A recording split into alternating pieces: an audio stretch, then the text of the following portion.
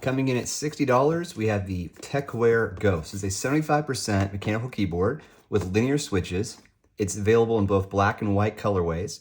And I'm excited about this because the last Tecware keyboard that I reviewed, the Phantom S, was like a super big surprise to me. I hadn't even heard of Tecware before they'd reached out at the time.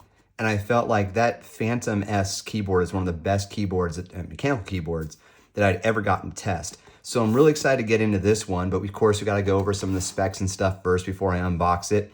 So as I mentioned, they're linear, they are pre-lubed. You can see the actuation force listed here, as well as the travel distance, 3.6, with a plus or minus 0.4 millimeters. And on the back, we have some additional information about the keyboard, gasket mount design, advanced acoustic dampening. I'm curious how many layers they're using for that one. Pre-lubed, double shot PBT keycaps.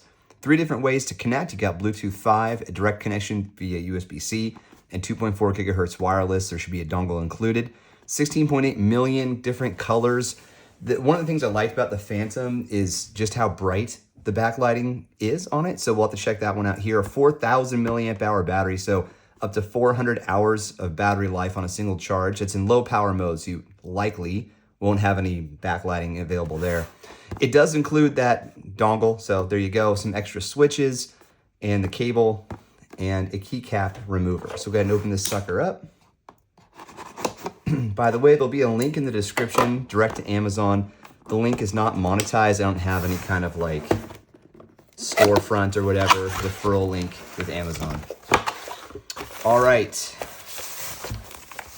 So as mentioned, keycap remover, additional switches. We'll take a close look at these real quick, actually. All right, let's see what we've got here.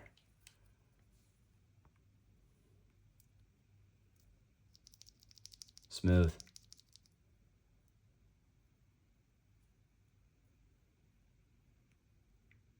Looks good. All right, we'll have to test these out. Keyboard time. Oh, helpful. Get the guide out. Keyboard to keyboard, you know, different brands. You may have different shortcuts and whatnot to activate. All right.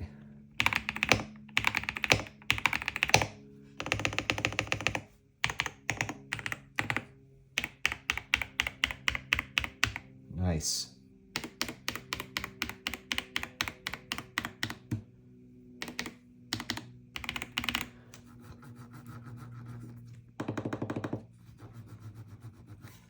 Very cool. Okay. So we have a dock for the USB-C dongle right there. It's a bit magnetic, actually. That's cool. Here's your switch for the connectivity type. If you leave it in the middle, then it'll act on wireless. Presets, so you can change between Windows operating system and Mac. So it's going to be the position of the start key versus the command key. USB-C port. On the bottom, very clean on the bottom. Very fingerprint resistant. No oils or anything are going to be rubbing off on this and be visible. We have our legs, so 9 or 6 degrees if you want to prop it up a little higher. Very thin feet, but angled feet, actually. And try to get this into frame. So, come on, focus up, baby. Doesn't want to focus. All right, I'm going to do my best here to demonstrate this. So first of all, we do have a wedge-shaped design. You can kind of see it from this angle. Thinner here than it is on the back. A bit of a wedge design. Now also the feet, which is I'm really trying to show you here, the feet are thicker up here than they are at the bottom. So it's leaning into that curved design to give you a bit of an angle to type on. So even with the feet down, it's a bit elevated for your wrists. So depending on how you like to type, just keep in mind that's how this one is. So I am smelling the grease on this one. You know, over time that smell will go away. It's not a bad smell, and maybe I'm just being sensitive right now. Okay, here's our backlighting. Oh yeah, that's awesome. Okay, so on some keyboards, you get lighting through the keycaps. On other keyboards, you get lighting underneath the keycap. And while I do like both, I feel like I don't get enough of the underlighting in the keyboards that I review or get to test out. So this is good to see. Now, if we refer to our card, we get some instructions on how to operate it, changing your Bluetooth devices. So it's function Q for device 1, W and E for devices 2 and 3. Low battery warning, so red LED flashing will be low battery. Where is the LED? I see 3 LEDs here. Not quite sure where that's going to come through. Oh, right here maybe, in between the keys. Okay. Screen brightness. We have some multimedia function keys. We have some additional functions that should work perfectly in Windows. Mac will be, we'll have to figure that out by plugging it in, testing it out. Okay, the function keys, function plus backspace, toggle lighting modes. All right, let's get into it. So function backspace. Okay, so now we have a wave. We can change the speeds, function plus. There we go. Okay, change that to a different one. Still seems wavy to me.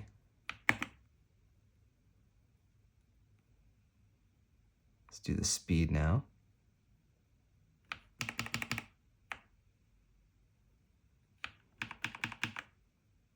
What am I doing wrong here?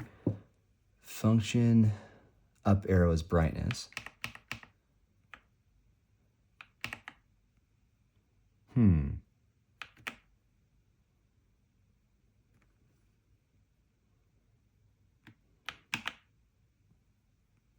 Turn the RGBs off entirely with function X.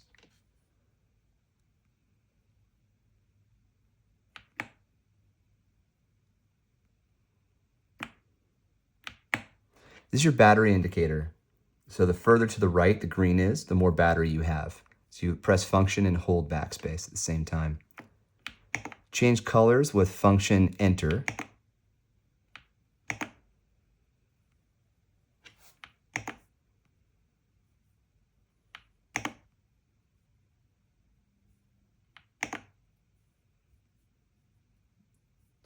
All right, so this is what's called south-facing LED lighting. I mentioned it's underneath, but it also faces towards you. So at this angle, it's harder to see than it is at this angle, but you're not gonna be looking at it that way. I mean, the way I'm seeing the keyboard is kind of like this right now. All right, let's do some typing tests here. All right, so initial reaction is the keys for me are a bit close together, not too close together, just different than what I'm used to. Most of my typing is done on an ergonomic, boring keyboard because that's, when I'm working, I need to be able to type a lot and it puts a lot of stress on my wrist. But when I'm on my gaming PC, I do use mechanical keyboard. So the mechanical keyboard that I've been using the most right now is this Razer. This is the Black Widow V4 low profile, not a competitor really to the Phantom, or to the Ghost rather.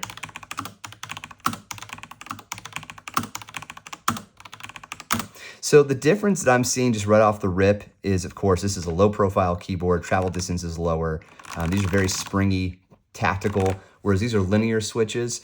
And of course, there's the size of the keyboard as well. But for me, when I switch between keyboards, I tend to drop down to these 75% keyboards because of the compactness. Like I don't need all the space that the larger, I just don't need the number pad or the function or the media keys or the arrow. I don't really need the arrow keys, but I understand they're helpful if you want to be able to manipulate any of the preset functions like the brightness, speed, and the lighting type.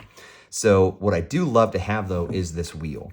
And on the the Phantom, one of the coolest things is a little LED display. So you can get feedback, battery percentage, that type of thing directly from there. Whereas here, you don't have that. But the wheel is a necessity for me because I like to be able to quickly adjust my volume and to be able to mute and unmute the sound if I need to, just because I get interrupted a lot, with kids and whatnot.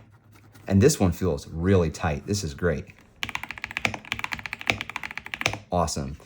Okay, oh, I didn't notice, man. All right, so in the instruction book, it labels that Q, W, and E will change your Bluetooth devices from 1, 2, and 3. It's also labeled here. And now that we're on that topic, let's look at some of the other labels that are provided.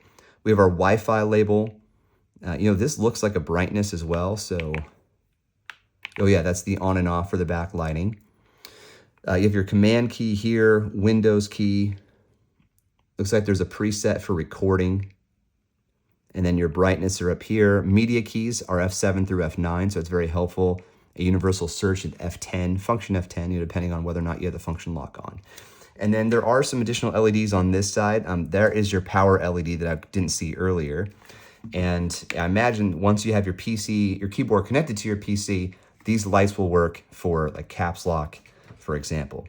So that is the Tecware Ghost. Link in the description is not monetized, and you can get this one for about $75. It's currently on sale on Amazon with a 10% off coupon. I can't guarantee they'll be there when you watch this, but if you're looking for a keyboard that has an under $100 price with a nice tight build, good linear hot swappable. It's a standard 5-pin, by the way, so hot swappable keys. You can do that. You can find it here with the Tecware Ghost. All right, thanks to Tecware for sending it over, and we'll see you on the next one. Cheers.